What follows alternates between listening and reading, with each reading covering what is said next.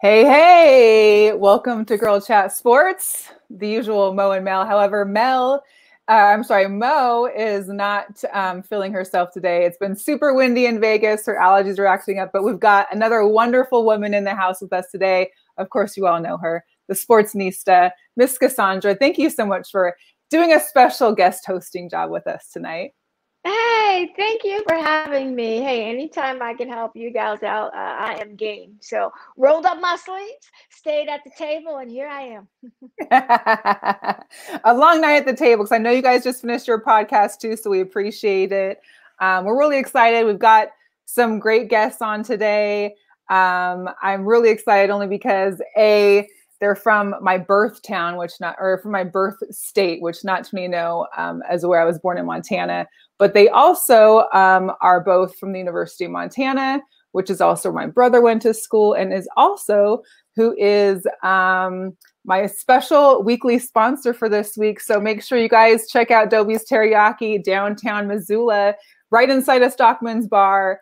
They are open for business. Follow them on Instagram or Facebook. And also for anyone in Missoula, they are hiring right now. I do know that much from my brother. It sounds like it's a tough job trying to find good work out there right now. But thanks again to Dobie's and to my brother, Brett. We do have on the show late Does coming he bottle that sauce? I actually may have a Does he secret bottle recipe. the sauce? He does not yet, but it is pretty much now. like the thing is that he actually has a marinade and a sauce. Usually when you get a teriyaki sauce, it's for either. Oh. He has one of each. So it's pretty special. Exactly. I know. But before we bring the guests on, we've got Coach Robin Selvig as well as Megan Harrington. Again, Coach Selvig, tremendous, incredible women's basketball coach at the University of Montana. Megan Harrington, former University of Montana player, as well as the director and producer of the documentary movie, The House That Rob Built. I'm going to play like a 2-minute intro. It was part of their trailer, just to kind of give everybody a little bit of feel for the documentary. It's just 2 minutes of a great hour-long production. Then once it's over, we'll bring Robin and Megan on, okay? And if anybody's in the chat, you're welcome to share the link. And it's a great documentary. Like, you guys really are going to love hearing their story. It's an incredible story. Let me get it up right now. Okay, here we go. I was playing my sophomore year in college. One of the things Coach said one day in practice is, you play like a girl. And I didn't realize it at the time. He was giving me a great compliment, which I realized today, after coaching girls for a lot of years, that was a really good compliment. And introducing the head coach for the University of Montana, Lady Griz, Robin Selvig. It has been simply a phenomenal year for the Lady Griz basketball team. They would shatter individual scoring and attendance records. They would remain the only major undefeated team in the country, and they would make Robin Selvig the winningest coach in UM history. Rob Selvig was a pioneer in providing opportunities for women to participate in athletics. Nobody thought you could ever produce revenue. Oftentimes they thought we were a cheerleading squad. No, we're a girls basketball team. They're looking, thinking, these guys got no chance. When you see Rob on the court and with these girls, you know that he was born to do that. Well, what we started to do was show, they're good. They're talented. Oh, they compete. And then we'd get out there on the floor and play 40 minutes of the most intense basketball they've ever seen. A small school from Montana can go compete with the best. All the fans stood up, but I couldn't hear anything because it was so loud that it was silent. My junior year, we set the attendance record. The game sold out days in advance, the largest crowd ever for women's basketball west of the Rockies. I don't know if there's another school in the country that has anything like this. I don't think he looked at me like I was a Native American. He looked at me as a basketball player. Just to have somebody say, we believe in you, well, that probably changed the trajectory of my life incredibly. The impact that playing here and Rob has had on my life has been immense. And I still feel as much a part of the Lady Griz as I ever did. And it's been 35 years. I think we lost Cassandra during the video.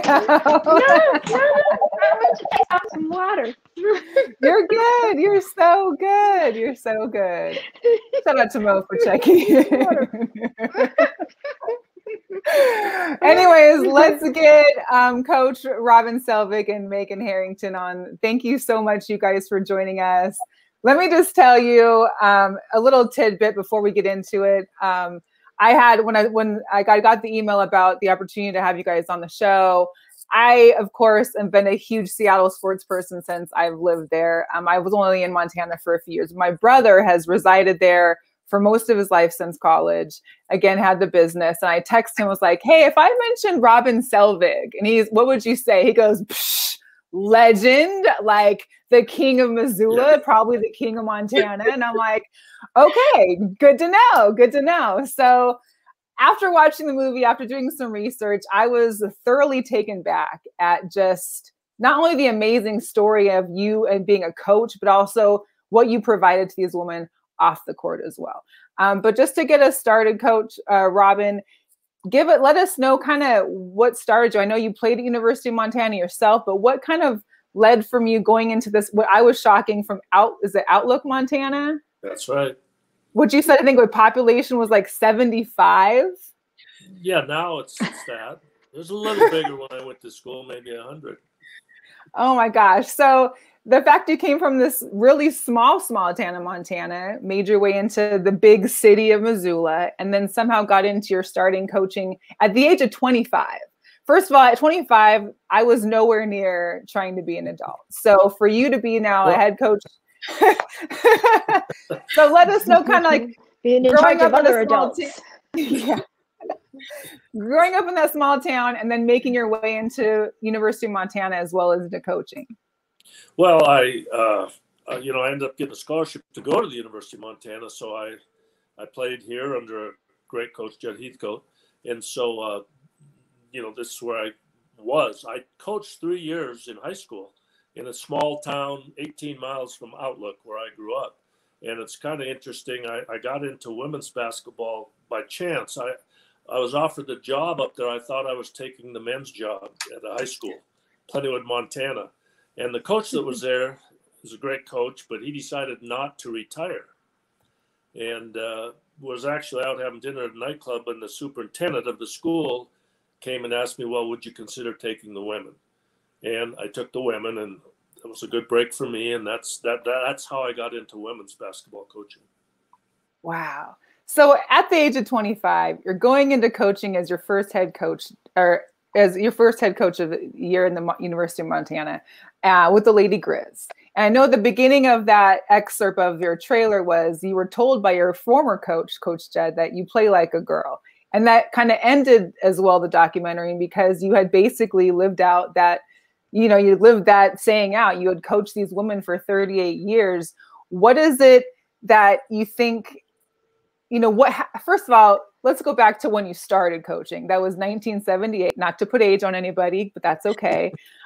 This is also when really women, like you had mentioned in the documentary, I played at University of Montana men's basketball. I didn't know the women's team existed, because back in 1978, there wasn't women's basketball in college really, and it wasn't developed. I think the beginning of the story talked about how, they didn't even have any kind of flooring in their weight room. They didn't really have any facilities. They didn't have anywhere to practice, and they were using some old gym that maybe had heat once in a while during the season, because also basketball is winter season, and Montana is not a good place to be in the wintertime.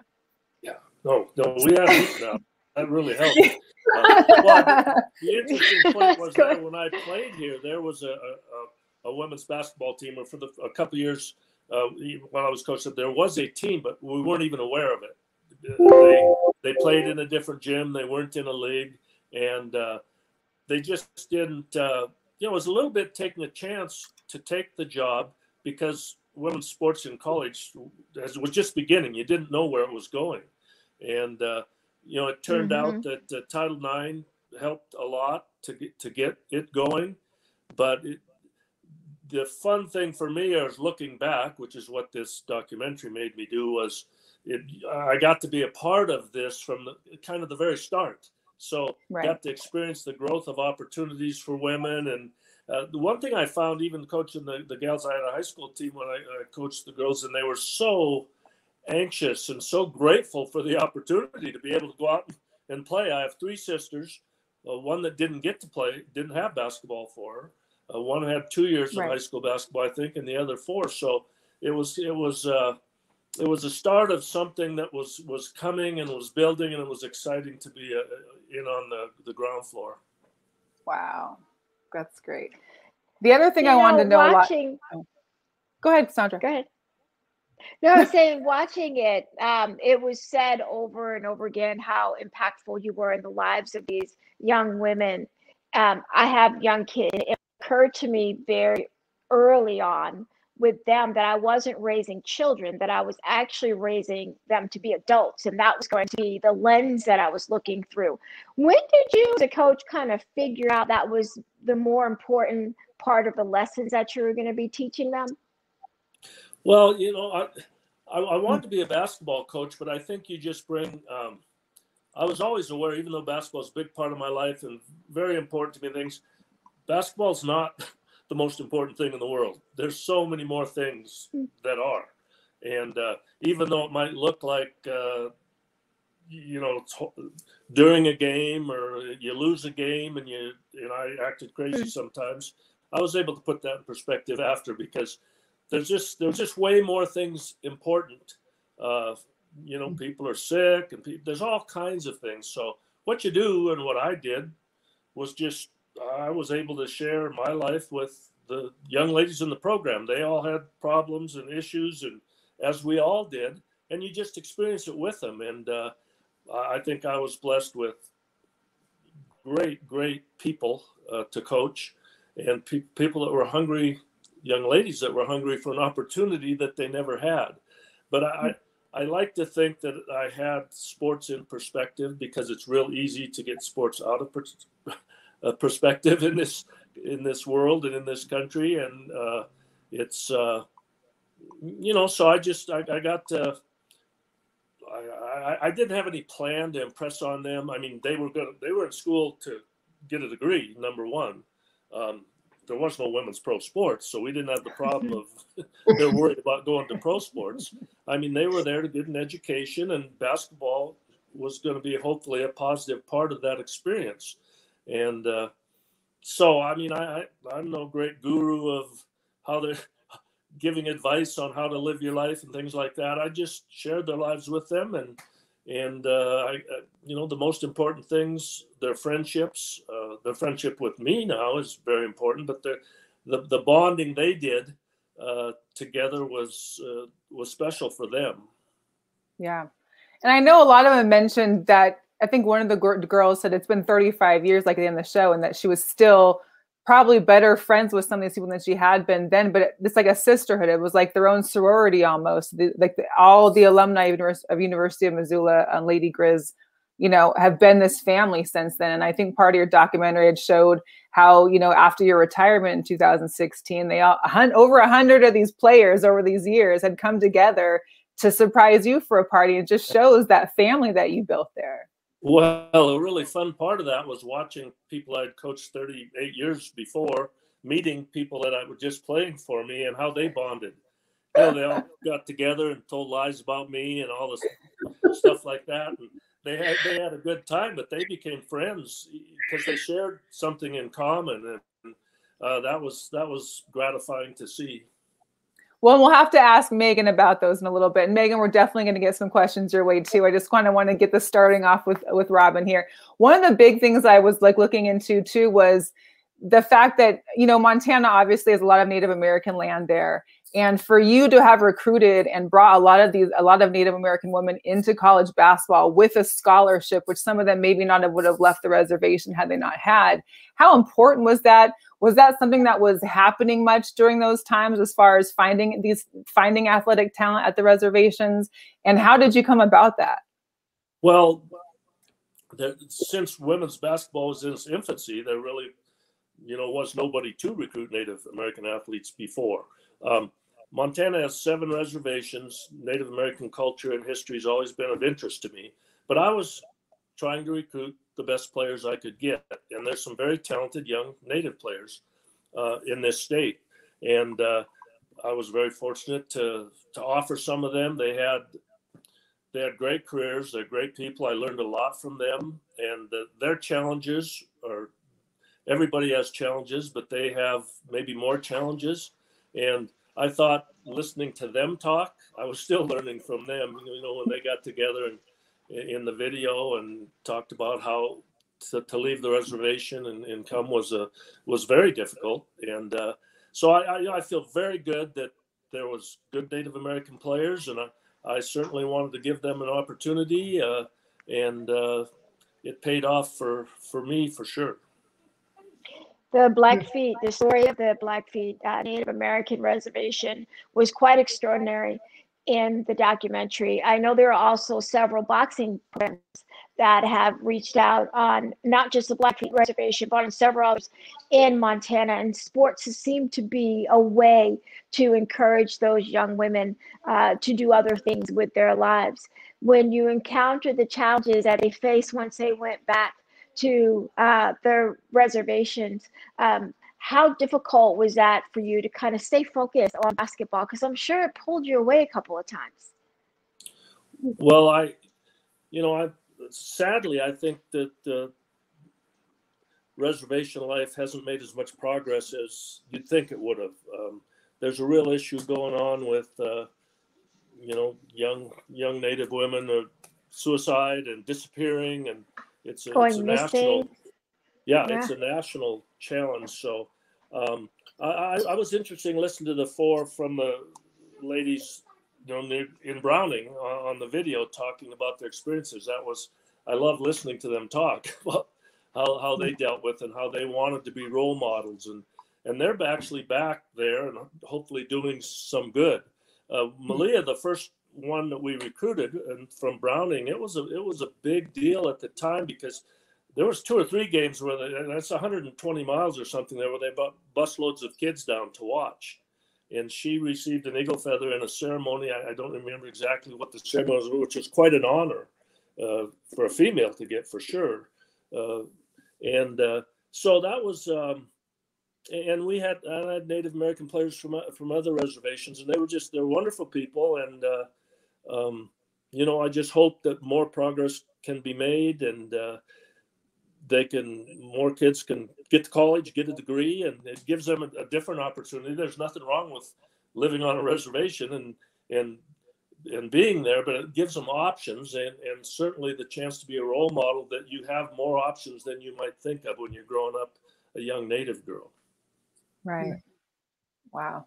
So let's talk a little bit about your coaching style.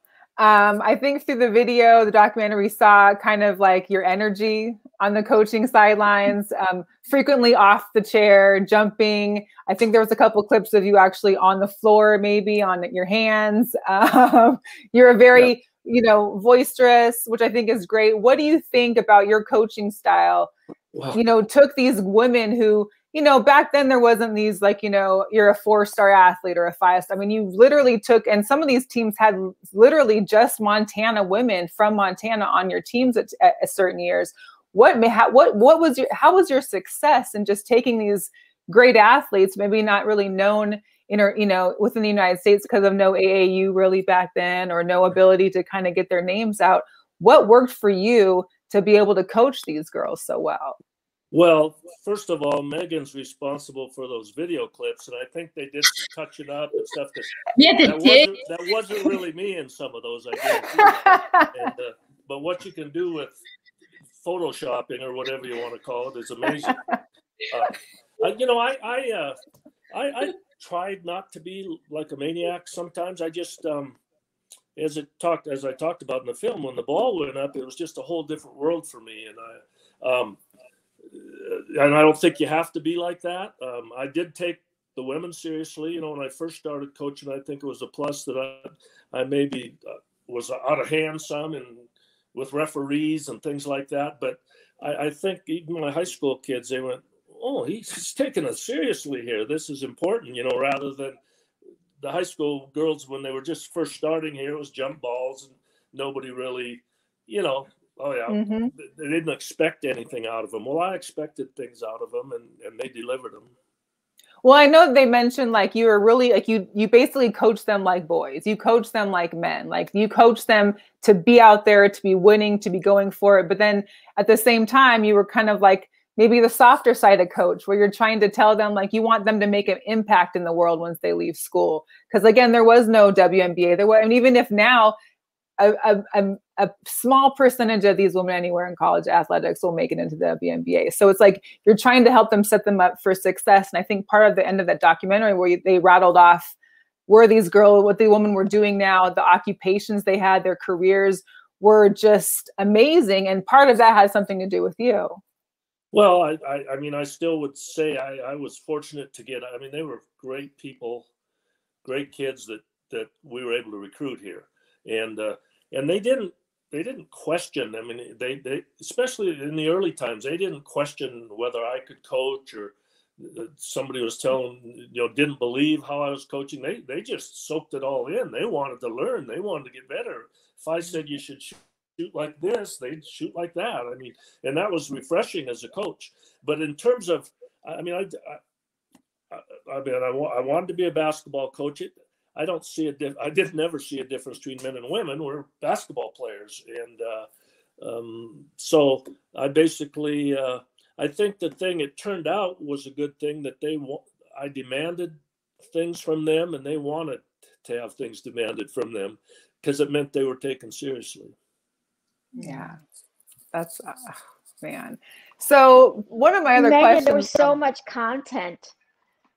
Go ahead. There's so much content that you could have grabbed from all the footage and the stories over the course of time that you shot this documentary, Megan. What was something that you wish you could have spent a little more time on that you just kind of ran out of runway for?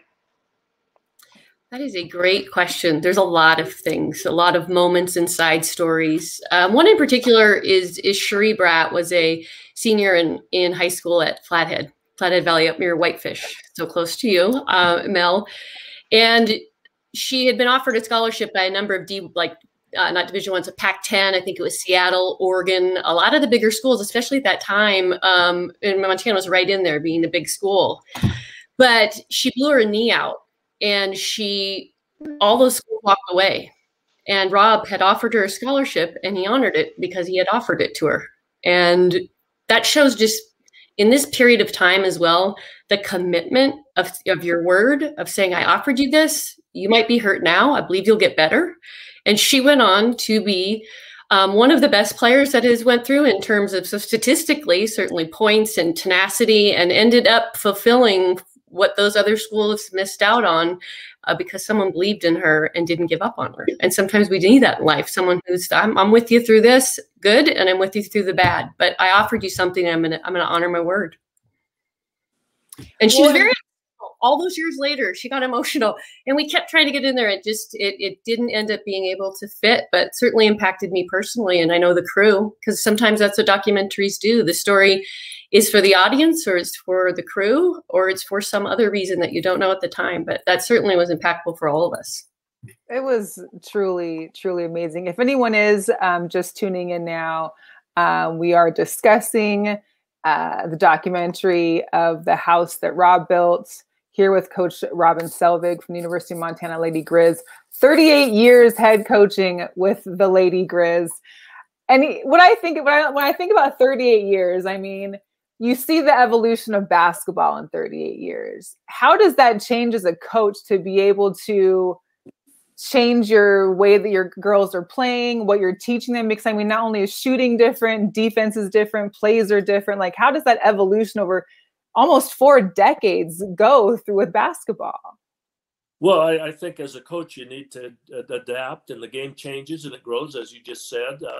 And staying up that and not being afraid. There's certain things I believed in. I learned from my college coach and some basics. But aside from those basics, the game changes. I mean, if you watch basketball today, men's and women's, the dribble, drive, and on-ball screens, it's almost all of the game. And that didn't even used to exist. So you have to adapt, and you have to change with that. And we played tons of zone defense all of the years, but much more so early on. and we played more man. So I just think as a coach, you adapt, and you adapt to your players. I don't think we had the luxury of saying, okay, we're going to be the fastest, quickest team. I'm going to recruit the fastest, quickest players. We're going to press and we're going to run. I recruited the best basketball players I could find. If they were fast and quick, we might run a little more. Then we might press. If they weren't, we would slow down. So I looked at it as adapting to the talent we had, adapting our game to that. And I just think every coach does that. It's something you have to do if you're in the game a long time, which I was. And so this is one of the things that goes along with coaching. You never stop learning. I was blessed to have the men's program here has had a whole bunch of great coaches that used to have an office next to mine, a whole bunch of them. Mike Montgomery, Hall of Fame, Stu Morrill, Mike Montgomery, just Wayne Tinkle, who's at Oregon State now, Larry Kristoyak. I mean, they were all the men's coaches. So they're all friends of mine. So I had good resources to learn as I was coaching over the years. So you had 865 wins in your career. You currently sit. There's like a delay. There's a delay. Is anybody else getting a delay? It might just be. I don't know. That's okay. I hear it. Well, you had 865 wins in your career. You currently sit 8th on the list of all-time wins in women's basketball history. When you look at the landscape, I guess kind of in the past 5 years, I would say, is there a player that's hit the hardwood that you thought like, man, it would have been fun to coach her? Well, yeah, when you watch the Final Four on TV every year, a lot of them might be fun to coach. You know, that deal about 865 wins, too. One of my good friends at one of our farewell things anyway, I was up talking, but he raised his hand and says, you got a record that nobody will ever break. And I said, oh, that's nice. And he said, yeah, you have 250 some losses or something. So nobody's ever going to break that at the school. So my friends keep me humble. Well, one thing that you mentioned a little bit in regards to the men's coaches, the numerous men's coaches that have gone through those doors during your 38 years there. One of the questions I had was, of course, I'm sure you've gotten numerous, requests or possible promotions or ability to change to other schools to head coach. I know that your old coach, Jed, had said there was an assistant coaching job for the men's Michigan State job that you turned down. And I'm sure there was thousands of others throughout the 38 years, but what is it about University of Montana and Lady Griz that kept you there for all 38 years? Well, yeah, I never seriously considered leaving. First of all, I was raising a family here. It's a great place to live and a great place to raise a family. I had a program that we were nationally competitive in the early days for sure. That got tougher to stay as nationally competitive here when more and more schools and the growth of women's sports, but we were very competitive and got an NCAA tournament. So, this was just, I love Missoula. I went to school at the university. I love the college. It's a beautiful place if you haven't been here. And I never really seriously considered moving my family and taking a job. Well, obviously, growing up in town with 100 or so people, I'm not exactly a big city guy. Thank the Lord for GPS my last few years, because they make fun of me getting lost, but GPS is maybe the best invention in history, right after the wheel, I think.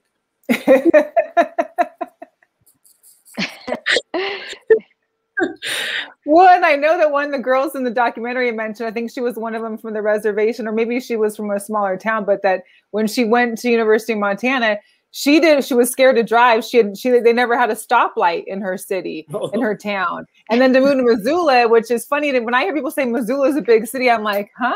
Like, no. Okay. But in Montana aspect, Missoula is the big city. So it was funny to hear some of the comments about just going to the big city, because a lot of these girls were from, I think there was a ton from Malta, and there was a few from all over all these other smaller cities. It was just amazing to kind of hear their stories on how that changed for them. But I think, and then Megan, just to bring it over to you, I don't know which, I think you were from Missoula as well, but were you growing up playing basketball? Like some of the girls in that video, they're like, I'm going to be a Lady Griz when I grow up. Was that your dream growing up as a kid? What got you into basketball and what made you stay there at University of Montana? Well, yes, I was one of those little girls that was dribbling the ball around town, dreaming of being a Lady Griz, having that in my hometown, which I realized making the film. I didn't realize it when I was little, that it was very unique to have thousands and thousands of people showing up, sometimes more than the men's game at the women's game, was not happening everywhere. I just thought that this is normal. So, this is where I grew up. So certainly, I mean, my dad, that's why I got into basketball. I lived down the road from Rob. I moved there when I was like 6 or 7. So I grew up on the same street as him. And the first thing that my dad did was put a basketball in the backyard and started calling Rob. No, he didn't do that. But I wrote a poem in the 4th grade that I wanted to be a Lady Griz, and I was able to live that out. But I mean, so many little girls growing up here, that was and still is their dream. Wow. And talk a little bit about the fans. I know part of the documentary had mentioned, like, obviously in the beginning in 78, there wasn't a whole lot of fan spectacle, it wasn't a big thing. But as they said, like over the course of 7 to 8 years, your fans were doubling. And to where you then begin selling out games. You're selling out games both in Missoula as well when you're doing some traveling. You guys were in what, like 24 NCAA tournament appearances, I think, over the course of your years, Robin. I mean, what is it that what is it from the fans? I know that when I talked to my brother, he said, like, even though I know there was COVID this year, and we can talk about that later on, is that there wasn't really games or seasons for some people, but that those Lady Griz fans are still there. Like, they are diehard fans for this team. What did that mean for you as player and coach to have that kind of support from the city? Go ahead, Megan. Thank you, Robin. Well, really, the fans were in the stadium because Rob went out and asked them to be part of it. And he asked them to come and give these ladies a chance. And he did things differently in terms of wanting to break away from, in the beginning, there was preliminary games, but he didn't want that. He wanted the ladies, and that's why there's Lady Griz, because he wanted them to be different and stand on their own. So when he started going out there, because they didn't just show up. I mean, Rob, being a former player, goes out into the community and invites them. Come, you got to see these ladies play. And then more and more, and it grew and grew because they enjoyed it. They felt part of it. And as a player, I can say that it was a family. It really was a family affair. They were our fans when we won, and they were our fans when we lost. Thankfully, there was a lot more winning and a lot losing, but we did both together. It was a community. It's small town. It's small town America, and there still is that feel where your neighbor, we know each other. And a lot of times, in the early days before there was a renovation, they'd be there 3 hours in advance to get this. So it was, we loved them as players, and they loved us, and you could feel it. And I can't even describe what it's like to play there. It's just the feel of the crowd. I know it's described in the movie, but you really are part of something that's unique and special and really different. Coach, what about you? You talked about Go ahead. Go ahead. Oh, Coach, I was going to ask you what you were about. What your thoughts on the fans? Well, it was that's one of the things, like when they had the reunion or Lady Griz get together. We've had a couple little alumni get together. They all talk about the fans, running out on the floor. And the first time— Hang on, this was your reunion picture too here. I mean, just amazing. But go ahead. Yeah, well, the first time it really happened, we really turned the corner on attendance. Was we had a good year, and I think it was 82 or something like that. But we were selected to host an NCAA game against Oregon State, who was really good and big school. And I don't know what we averaged in fans that year, 800 or 900 or something like that, but 4,000 fans showed up. Around 4,000 fans showed up for that. And I can vividly remember our athletic director at the time, the guy that hired me, out there helping the janitors and stuff pull out more bleachers because they had no clue. And the look on the ladies' faces when they ran out of the locker room and onto the floor with the school song going and 4,000 fans there was priceless. And so I think the important thing about the fans, they were part of our family, but they helped add a great deal to their experience. I think I said in the thing, it's great to win a championship, but if there's nobody there, it's not quite the same. You get to share it with, we shared our ups winning and losing with our fans. You know, in the early days in particular, because it's not always like that. You know, if you lose, there's more people that want to get on you. But I genuinely felt it, the early years in particular, they just felt bad with us when we lost. They didn't yell at the coach and was an idiot, or my point guard, Megan Harrington, didn't take care of the ball. You know, you didn't hear that stuff. They were just supportive, and what a great fan base to have. I think, Megan, you talked about, you know, having a ball in your hand from when you were a young girl. I grew up in a small town. My graduating class had less than 50 kids in it. The school, grades 9 through 12, had less than 200. We're all in there, grades 7 through 12, actually, but it was also a small town. But being able to play sports and being part of a team, those lessons and those skills were things that I was able to transfer into many aspects in life.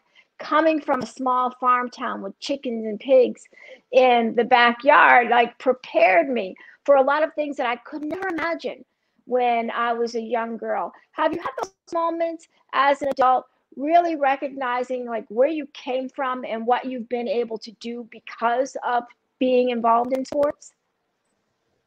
Oh, definitely. Sports is, you know, I forget who said it, but sports is a metaphor for life, of what it teaches you about being part of a team, about moving towards a common goal, about understanding your role and the end game and the end goal, about perseverance, which you need anything in life, about overcoming obstacles, or when you have setbacks, to learn from them and how you want to handle yourself in the future. Oh, it teaches you so much. I think being part of a team, whether that is sports or whether it's part of a pep band or whether it's a theater group, that teaches you something about being able to give more of yourself than you think you can, to be able to let others shine, for all boats to rise. It's invaluable. The ability for me to live out my college experience, but certainly high school as well. Sports, from whatever age you're at, is teaching you something. And I hope that we can continue that with the young people today, of understanding what sports is supposed to be teaching us, and understanding what is supposed to be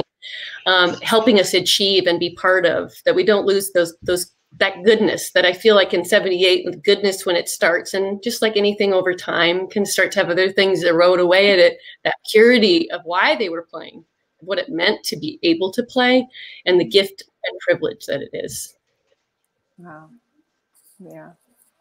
So, Coach, what was the hardest thing about coaching for you? Well, you know, and coaching is no different than lots of jobs, but there's stress involved. I hated game days, and I could handle losing, but the process was stressful. It bothered me. You know, I had 2 boys, raising them, and you look back and wonder, oh, could I have been, you know, did I miss things with my kids because you get consumed? I mean, that's difficult. It was difficult for me to handle, you know, the college experience, or the basketball experience part of it doesn't go how every kid dreamed it would. I mean, not everyone's going to be a starter. Not everyone's going to be an all-conference. Not everybody's going to be all-American. And you want to make everybody be happy and feel good, and you simply can't. You know, but I think for the ladies to understand that they're an important part of a team, whether they're the leading scorer or someone that doesn't hardly get to play, because I really believe that's true. That they help contribute to how successful the team is in many ways. But that was hard, because I have boys, I have a couple kids. I mean, I want them to be happy, you know, whether it's a sports experience or whatever's going on in life, you want them to be happy. And I wanted to make them happy, and I couldn't do it. I couldn't make them happy in the way they probably dreamed of initially, because everybody, when you recruit kids to college, they're pretty good. Right. They're not coming to be, okay, I hope I'm 13th man.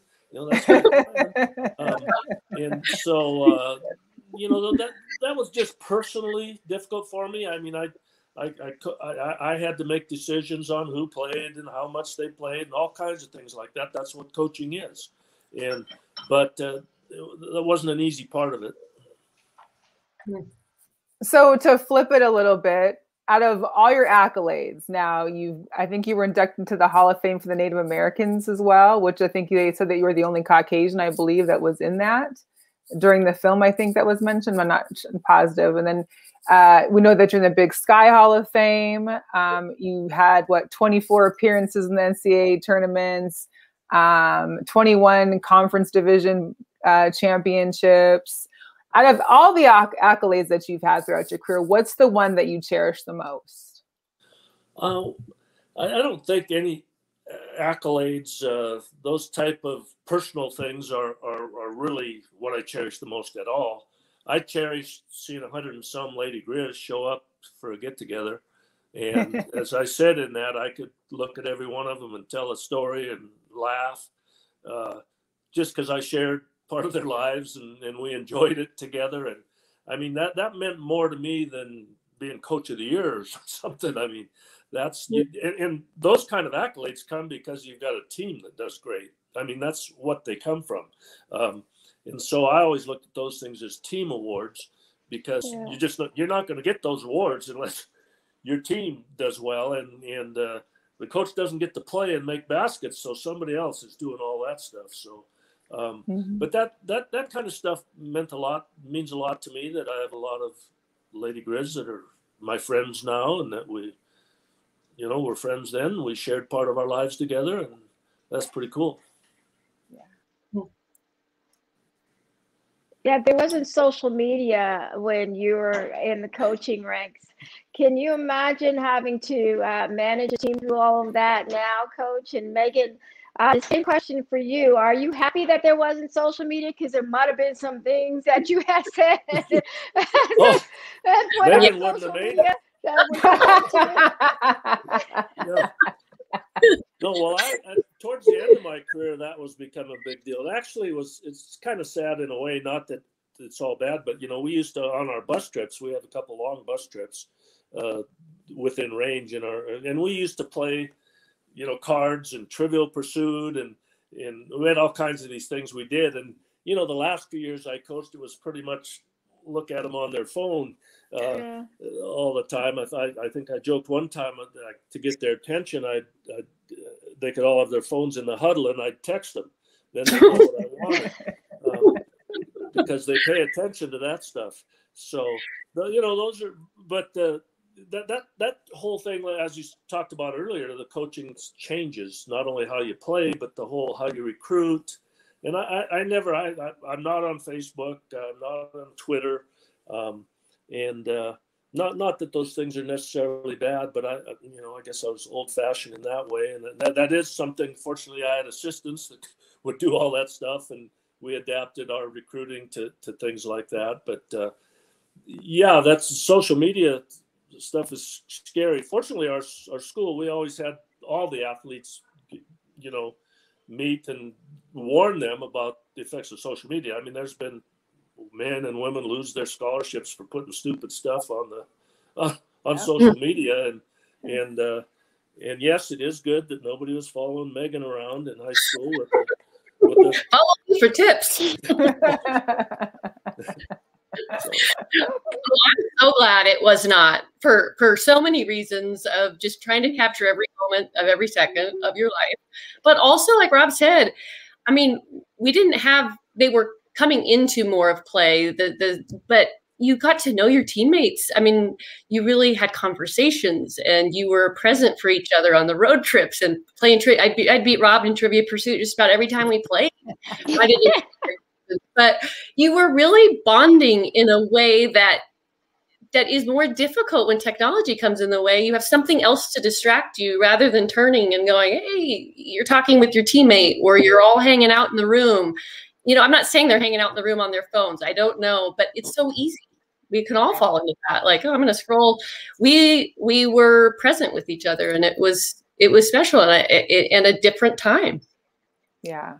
I know. I'm glad there was no social media when I was growing up. At least now I'm adult enough where I know what I don't want to share versus then, these kids, they share everything. Like it's like 24/7 nonstop. I couldn't, but I did there was a question from Stephanie. She actually went to University of Montana from 94 to 96. she wanted to know what was the most memorable game that you've had. I'm sure there's been many over 38 years, but if there is a particular one that you can think of that was the most memorable for you. Yeah, I mean, that is really hard because I coached so long and there were so many big games. You know, the games that we had in Dahlberg Arena where we lost to Stanford in overtime to go to the Sweet 16, and the Louisiana Tech game where we were sold out. And you know, those games are really stand out to me. And the Oregon State game, kind of the first one where, oh, people want to watch us play, you know. Yeah. And there's 4,000 of them there. You know, those stand out to me probably because they're at home. And it was so all our fans and everything was all a part of it. But we had, you know, we went on the road, the NCAA, and won at the University of Wisconsin. I mean, all those, there's just so many that I really, you know, it's impossible to single a moment out. Plus, this documentary was good because I wouldn't have remembered half the stuff we did. When you're coaching, you're coaching, you just worry about your next game, you know. And so that brought back a lot of memories for me. Well, and I think watching the documentary, it mentioned, I mean, you, like we said, you've been to 24 tourneys. However, you guys, I think the farthest you went was a second round in one of them. And obviously, you've gone that many times, you want to be able to continue and push forward. But one of the quotes I thought was really good was that you said that if you fail in sports, it's because you give up after setbacks. And I felt like that was great, just because you're putting in perspective, like you went that many times and maybe you didn't succeed in getting to the championship, getting to Sweet 16 or something, but you continue to learn from those and you continue to come back. I mean, to come back that many times is something to be applauded in itself. But also on that, now watching the NCAA tournaments, and you watch them every year and seeing kind of how these women are when it gets to being the Elite Eight and Final Four, like, is there something that inside of you that's like, oh man, if we could have just had that one basket or got that one, you know? Well, yeah, you know, you always do that. I mean, I never gave up that we could do more. We could go farther, you know, and obviously I think that got more and more difficult, but I never gave up on that. Had I not retired, I would have been thinking, we get the right kids, we get the right, you know, we can do that. But it's, you know, one thing in basketball is once your season ends, which is with a loss for everybody but one, you know, you start getting regenerated for the next season. And that's what watching, you know, watching the NCAAs and as you said, the Sweet 16, those teams are so talented. And they play so hard, and you feel for them when you lose because you know how much work they've put into it. And it's that way for every team. The teams that aren't there, you know, I felt bad for the teams that didn't win. I mean, I felt bad for teams we beat because I know what it felt like. Not as bad as I'd have felt if I'd have lost. I did. You have to realize that you're all trying to do the same thing, and the ladies are doing the same thing. You know, we have this big rivalry with Montana State. I mean, it's almost a ridiculous rivalry in this state in all sports. Yeah. But you know, the kids I have played against a lot of those kids in high school, and they're some kids that I've recruited there. The kids are the same, and you want them to have a good experience, and so you just. I never gave up on the thought that maybe we could do more, but you have to feel good. I mean, every player that I recruited over my course of my career, this is something I'm very proud of. Once NCAA came out, got to play in an NCAA tournament. It's a great experience to go to the big dance. Amazing. You know, and we never had a 4-year run where we didn't get to do that, and just. The ladies had this risk. Now, I didn't particularly enjoy a few of the games where we got thumped, but you have to understand in women's basketball, many times, you know, you're sent on the road to play them at home. There wasn't neutral courts for years. So Montana gets in as a 12 or 13 seed, and they send you to Georgia. I mean, there's less of a chance you're going to beat them than if we could have had them at our house or even a neutral floor. So, but, you know, that's just what sports is. You keep once the season's over, you get ready to do better the next year. There was a question from Mo. This is Mo. She couldn't be here today, but she said, since we were discussing on the NCAA tournament, what was your guys' take with the disparities that we were able to actually see thanks to social media between this year's NCAA men's and women's gym outlays? Well, I just think the NCAA screwed up. I mean, which is hard to believe in this day and age, because it's just such an obvious thing. And I know the COVID and there was, the facilities were different and everything was done differently, but that's too easy not to screw up. So Tara, and I mean, I saw a lot of the comments from the coaches, and I just would agree with them. I think hopefully that we've come far enough, that women's sports has come far enough, and that those type of things don't happen anymore, because those are easy to solve. It's easy to see, okay, we have the same type of facilities as they do. Might not bring in as much money. There might be other things, but those things are basic. And and they admit it. They apologize. So hopefully that type of thing wouldn't happen again. Yeah, it's definitely too a reminder that it's ongoing. You never reach and it's continuing, and each generation is responsible for picking up their torch and carrying it on, and seeing something and saying something that needs to be called out. And then, like Rob said, they apologized, and the player, I think, posted again, said, "Thank you, we got this." But people need to be accountable. And again, it's hard to believe that situation presented itself, but it's a reminder for all of us, all generations, to keep moving forward, to keep fighting, to keep championing, and to keep doing better. Yeah, it was just amazing, I think, to me that someone actually, like one person sat there and thought, I'm going to put these 10, dumbbells and 5 yoga mats out, and hey, we got a good gym for these ladies. Like, there's nobody, I mean, you must have like cold ham sandwich while you're at it. Yeah. I did remember thinking that can't be real when I first saw it. Like, we have to verify that this isn't like a true picture of what it is. That was shocking. It was a little much, that's for sure. And one thing I wanted to also ask, because we had mentioned it too, was regarding to that Bobcat Griz rivalry. I have a few cousins, including my brother, who were University of Montana Griz. And then I have a few cousins that also were Bobcats. So come to any, the football games, the basketball game, and as they head off, it's like all I see on Facebook is like the memes of Bobcat, cats versus bears and Griz and this. And it reminds me of, like, I'm a Husky. So the Huskies and Cougars have that same exact rivalry. And it'll be like, I see a Cougar sticker on someone's car and it makes me like cringe. So for you guys, both as player and coach, like, how do you live that life now? I mean, are you still kind of on the fence with Bobcats as you live your life, and still being in Missoula and stuff for you, Robin? Like, how does that rivalry still play out for everybody? Oh, it's a real rivalry. I mean, whether it's football or men's basketball or women's basketball or other sports, I mean, you're just involved, and you really pull for, in my case, the Grizzlies. I mean, I have a big family, and a couple of the dark sheep went to the other school. My brothers, they couldn't get in here, so they went to the other school.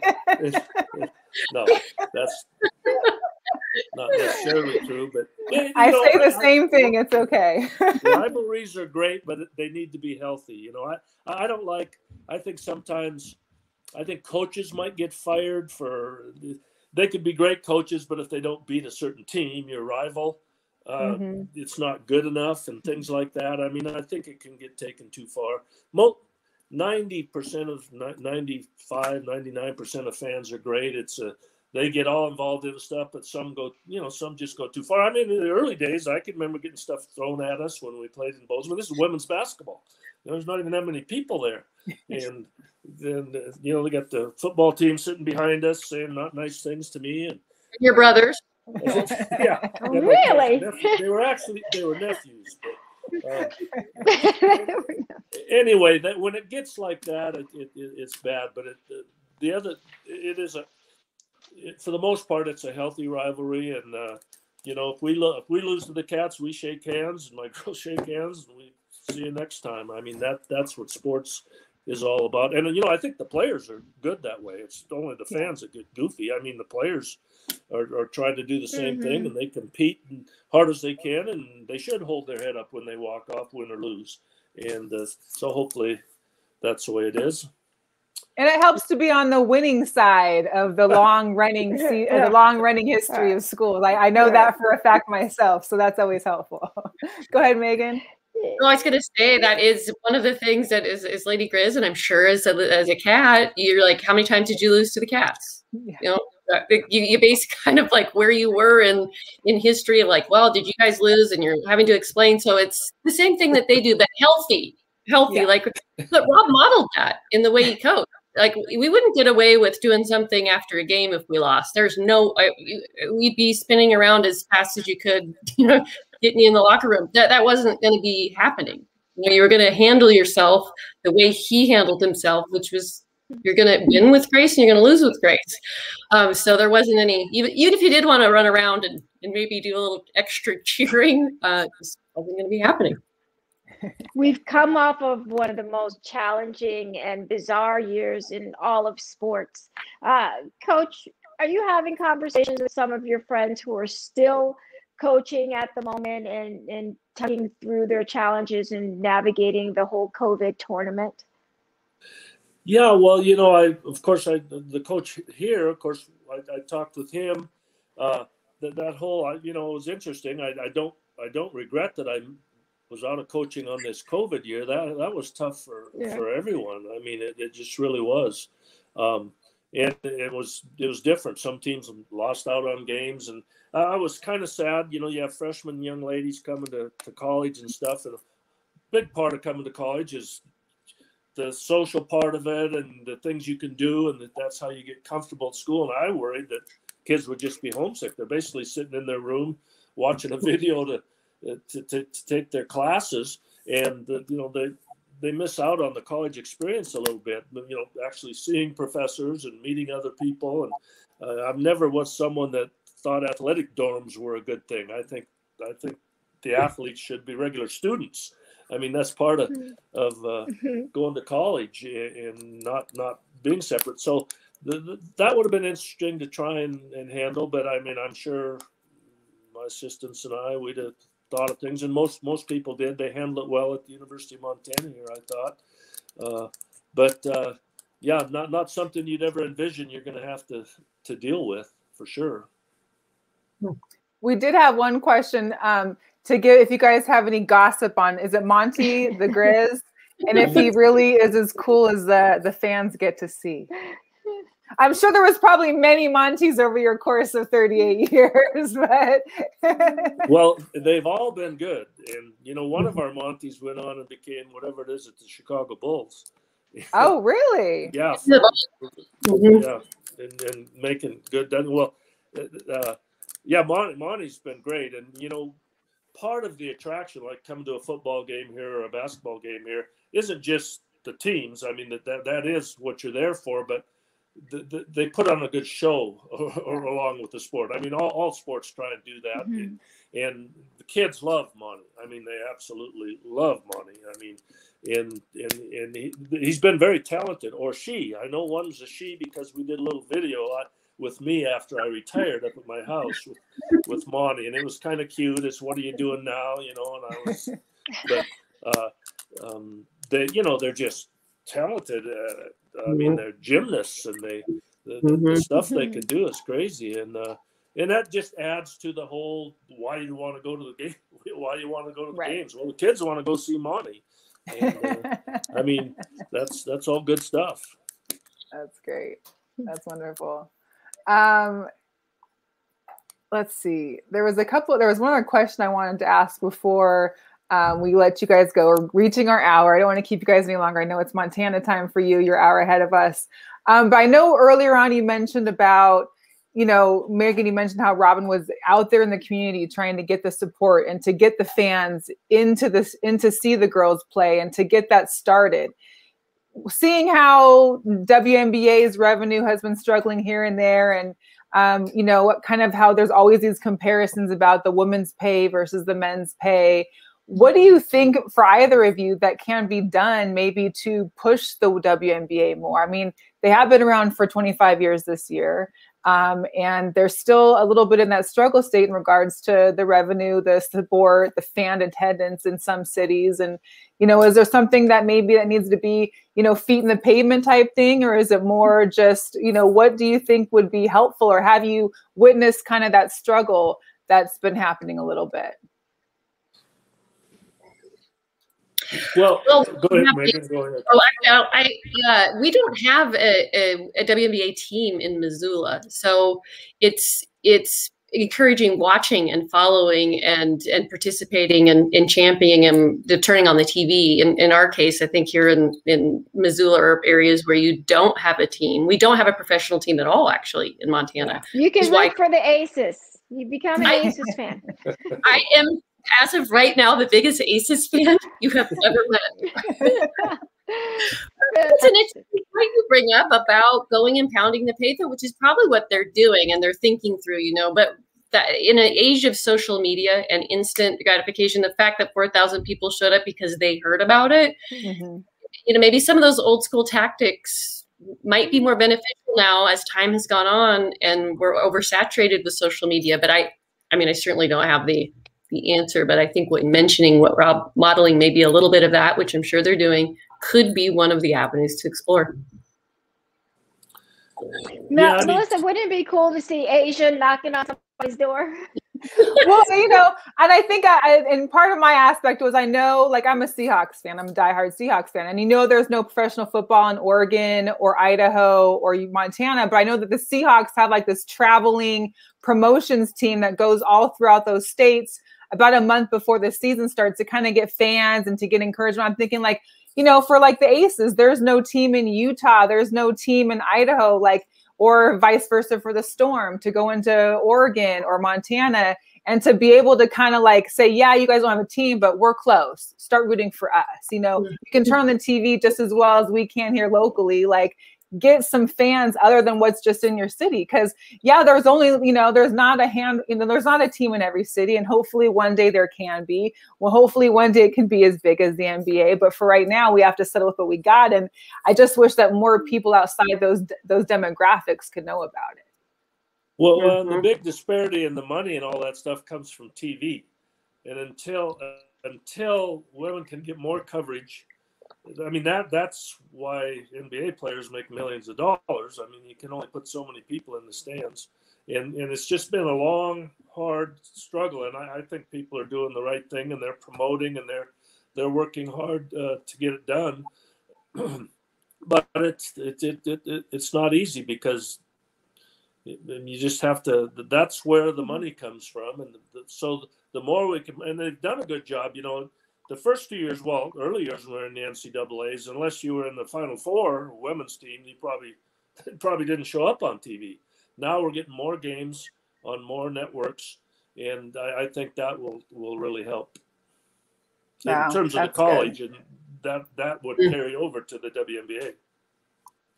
Well, for everybody that is watching, if you're just catching the tail end of it, just make sure you rewind. We're talking with Coach Rob Selvig, and the documentary that was recently released about a month ago, The House That Rob Built, directed and produced by Megan Harrington and the company that you work for. I just think this was such a wonderful story, and, you know, a real life story that I think everybody out there can find some kind of, you know, joy in and inspiration. And especially during a time of like this girl power movement, it's so refreshing to see someone that took their time, personal time, as well as, you know, coaching time to really help encourage these women to become, you know, all that they have become. There was nurses and attorneys and all the other different aspects and careers these women took after here. And I just feel like I'm blessed to have had you guys on the show.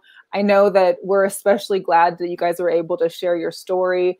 I did notice, I don't know, correct me if I'm wrong, where you can find your show, where you can find the movie. If this is correct, let us know. And then also if there's any social media where people that are watching can try to follow you guys and the success of the documentary. Yes, thank you. And thank you both for having us. And Rob, it's always good to be on with you. If you go to the housethatrobbuiltmovie.com, you can pick up our social handles and follow us. Please like the page, share it. And if you're in Missoula, you've got to get Dobies delivered. And Brett does an incredible job there. We had a little after party, and it's just amazing. So you can have dinner and a movie, but Dobies and the house that Rob built in Missoula. If you're not, anywhere in the country, you just won't be able to have the Dobies. Yeah, and thanks again. What's funny is that whenever I go, easy. Thanks again for my brother Brett, Dobies Teriyaki, for our sponsor day. You guys can find him inside Stockman's Bar right there on West Front Street in Missoula, Montana. What's funny is that I think I came up there over the summer, and whenever I come, it's like I need to have Dobies. Like I want it Friday, Saturday. I want it every day that I'm there. And I remember we were going to go float the river, which is like the best time for me ever. I don't go to Montana too much in the winter, but in the summertime, I'm good. Floating the river and I'm fine. But he was like, "Oh, we're closing early." And I'm like, "So did you save any? Like, what are you doing?" Like, I can't come to Montana and not have Dobies. It really is like the best teriyaki outside of Seattle, pretty much.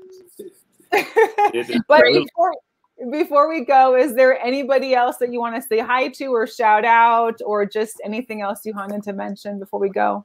Well, I just want to say that this was Megan's vision.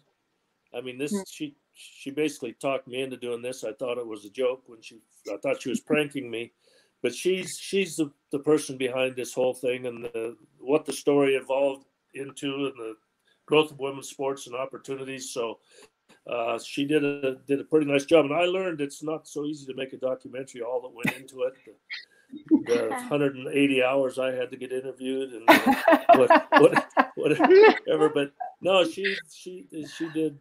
She's a pretty talented young lady, and that she did something good. Wow. Well, I didn't give that script to him. Okay, he said that all himself. So Rob was very generous with his time. I just want to, for everybody who worked on it, we get to have these fun conversations. I get to be part of that. But John Sipity, the co-director, our director of photography, our editor, John Lewis Kayla, our Grant Fonda, who did this score, like anything, no one person does it. Right. It's a team effort. So to be sitting here is a miracle, because having a film be out and available is a miracle. And I'm one person on this team led by Rob, who in whatever he does is the leader, even though he was a pretty good follower of direction in many cases in this instance. But to be very grateful that we're sitting here talking about it, and I representing a whole group of people, marketing, distribution, TJ Burden, Linda Weiler's been doing social.